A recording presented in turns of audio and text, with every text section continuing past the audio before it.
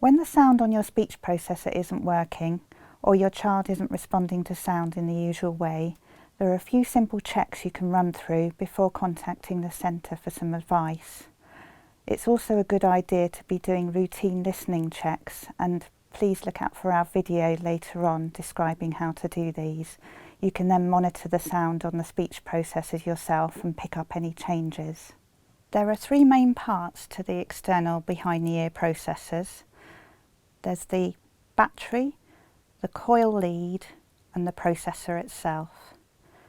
Any part of this can go wrong at any time, so it's a good idea when something's not right to systematically check through to try and identify which part's faulty. If you can do that, you can then contact our spares and repairs service and ask for a replacement, or if you use the manufacturers, you can contact them directly and they'll send you out a replacement. First of all, it's a good idea to do a general check, visual check of your processor, and make sure there's no nicks or cracks in the processor itself or the wire attached to the coil. If there is, then you can obviously replace that part. You need to make sure your battery is fully charged. There are times when the charger may not have been plugged in properly, or the connection to the power lead has come loose. Also, try the docking station. It could be that the battery wasn't securely connected and wasn't charging. Some manufacturers have flashing lights on the processors to guide you as to what the problem might be.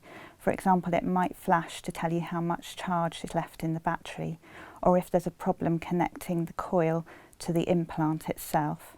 You'll need to see the manufacturer guidance for the meaning of the flashing lights. Also, some manufacturers provide apps on phones or iPads, and you can use that to troubleshoot to see where the problem might be. If there's no issue with the battery, maybe the next thing to try is the microphone covers.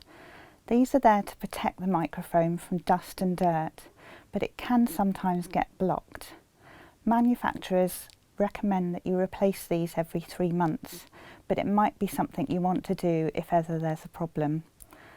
In order to find out how to do your specific processor, please look at the manufacturer guidance, or you can use YouTube and find some useful clips on how to do this there. Please also try and use your dry kit at least once a week, if not daily.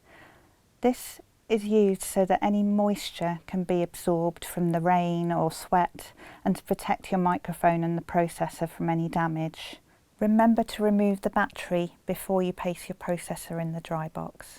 Some of the dry boxes use dry bricks, and you can get replacements from us directly from the spares and repairs team. Also, please make sure that you use the dry box if the processor gets dropped in any water or you're using the swim kits.